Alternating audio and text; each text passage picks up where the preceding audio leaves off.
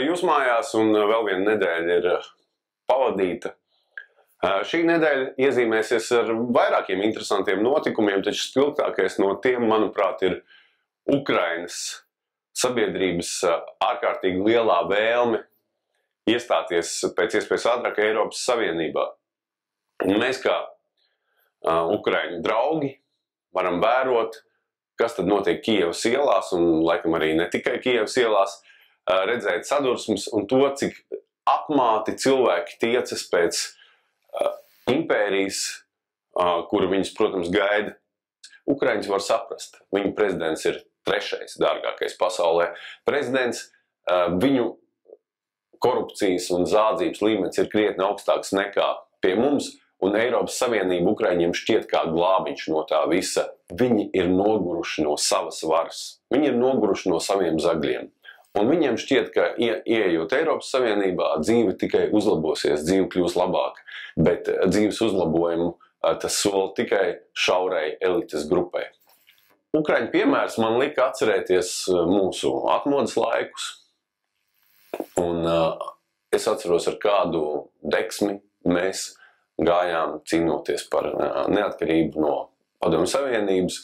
Un man liekas, tā deksme bija krietni mazāk, kad mēs iestājāmies Eiropas Savienībā, taču tomēr tā bija.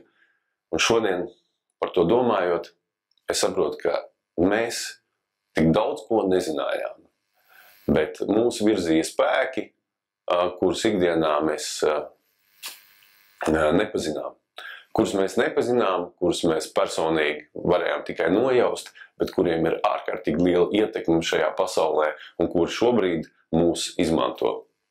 Valdība nav aizgājusi tikai tāpēc, ka vēl nav nominēts jaunais premjerministrs, iepšu nav prezidents pieņēmis nevienu no kandidatūrām, kuru viņam piedāvāja. Interesantas rotācijas un intrigas vērpjas varas elitē, kurām mēs varam tikai sekot un zīlēt, kas tad būs tālāk. Taču katrā gadījumā notikumi varas elitē, kuri to šūpo, tie nebūtu nav tas sliktākais, kas var notikt. Pats sliktākais ir stagnācija un stabilitāte.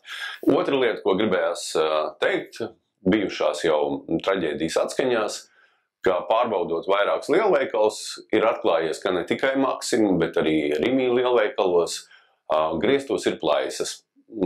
Tas nozīmē, ka mēs vispār nevaram būt droši par pēdējo 20 gadu būvēm un celtnēm, un to mēs redzam arī ikdienā, tad, kad iegādājamies jaunus dzīvokļus. Daudz no jums zina, ka tie nebūtu nav tik kvalitatīvi, cik maksā.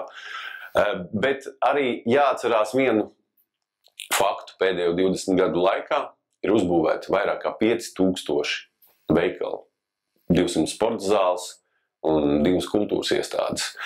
Tātad 5000 veikali ir potenciāli bīstami mūsu veselībai. Es domāju, ka sporta zāles arī nav daudz kvalitatīvāks, un to, kas notiek mūsu būvniecības nozarē, laikam vislabāk raksturo vārds alkatība un otrs bezatbildība, kas arī ir vispārējā mūsu latviešu nacionālā problēma. Gaidāmajās Ziemassvētku noskaņās, tām gribētos pateikt kaut ko patīkamu, bet nākamais gads nāks ar ļoti nopietnu soli. Laikam pēdējā mūsu neatkarības instrumenta zaudēšanu, eiro ieviešanu, un, protams, nākamais gads būs liels pārmaiņu laiks. Mums ir jāsaprot, ka banku vara tikai pastiprinās šai zemē, un eiro ir izdevīgs tikai un vienīgi bankām. Jebkurš loģiski domājušs cilvēks ar ekonomisko izglītību vai bez tās to saprot. Ko mēs varam darīt? Vai mums ir jāsamierinās ar eiro? Vai mums ir jāsamierinās ar notiekošo Latvijā? Tā ir katra personīgā izvēle. Bet tas, ka jo ilgāk mēs ar to samierinamies, jo sliktāk būs, tas mums katram ir jāsaprot.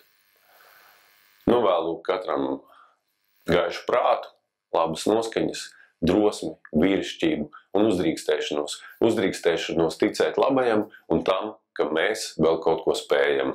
Ceru, ka mēs to ar saviem darbiem jau drīz pierādīsim visai pasaulē. Tiekamies šeit pēc nedēļas vai ikdienā manā Twitter kontā šeit. Visu labu!